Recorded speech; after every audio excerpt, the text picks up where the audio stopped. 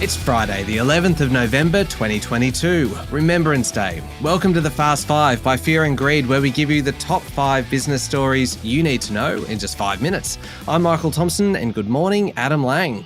Good morning, Michael. 5 stories in 5 minutes. Let's jump into it. Story number 1, a heck of a takeover offer. Canada's Brookfield Asset Management has made an $18 billion all-cash bid for Origin Energy. The $9 a share offer is priced 55% higher than the stock's close on Wednesday. Origin Energy is, of course, one of Australia's biggest energy companies with stakes in petroleum production, electricity and gas retailing, and power generation and liquefied natural gas. Yes, Michael, Brookfield is the same company that bought electricity grid owner AusNet for $10 billion last year, and in February joined up with Atlassian's Mike Cannon-Brookes to make a takeover play for AGL. The massive takeover bid highlights how important the shift to renewable energy is.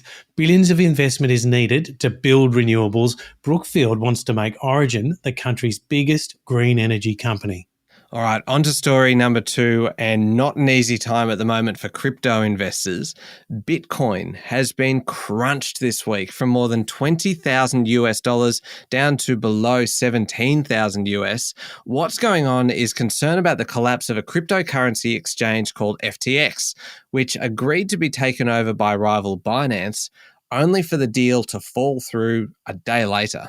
That's right, Michael, and FTX was one of the better crypto exchanges. It was once valued at US $32 billion, but it suffered an old-fashioned bank run and now faces a shortfall in assets of US $8 billion. The reason its collapse affects Bitcoin is because FTX issued a crypto token that was used as collateral for loans it took out from other crypto lenders, and now no one knows exactly who owes what to who and whether they can pay. It's a little like a mini global financial crisis, but for cryptos. Now, Adam, story number 3. Anybody who has ever bought a property knows how much of a kick it can be to then have to pay stamp duty on top of that. Well, New South Wales laws passed yesterday will give homeowners the choice to pay a land tax rather than stamp duty. Now, these are significant property reforms long talked about by Premier Dominic Perrottet. That's right, Michael, and I myself have felt that stamp duty kick on more than one occasion. It technically comes into effect in January, but purchasers from this weekend could seek a stamp duty refund and switch to land tax if they want. It covers properties bought for up to $1.5 million in New South Wales and would see homeowners pay a $400 annual levy plus a 0.3 tax on the value of their land. And now, Adam, we'll see what happens around the rest of the country, whether other states follow suit, because stamp duty has long been derided as a very inefficient tax and really a roadblock to people kind of downsizing to more suitable homes and freeing up housing stock. On to story number 4. It is a big week next week on the international stage with the G20 being held in Bali. Russian President Vladimir Putin will not be attending, but he could still appear by video link. Putin has apparently decided not to make the trip to Indonesia and will send his foreign minister instead. There's been a bit of a guessing game over whether he would actually attend, considering the international outcry over Russia's invasion of Ukraine. That's right, Michael. 17 world leaders, including Prime Minister Anthony Albanese, United States President Joe Biden, and China's Xi Jinping will attend. There's talk that Mr. Albanese and President Xi will have the opportunity to meet on the sidelines of the conference. Putin is still expected to join by video link at some point during the G20, as is Ukrainian President Volodymyr Zelensky. All right, on to story number 5, our last one.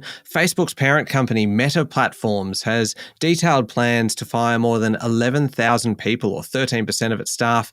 It is the first restructuring ever for Meta, as it struggles to cope with a falling market for digital advertising and a plunging share price.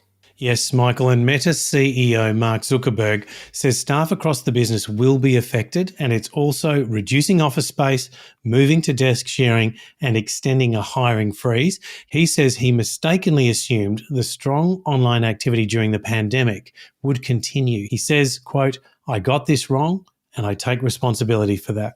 All right, that's it. The top 5 business stories in 5 minutes. Thank you, Adam. Thank you, Michael. It's Friday, the 11th of November, 2022. Remember to hit follow and don't forget to listen to our new podcast, How Do They Afford That?, featuring Canna Campbell, the founder of Sugar Mama TV, all about making your money work a little bit harder for you.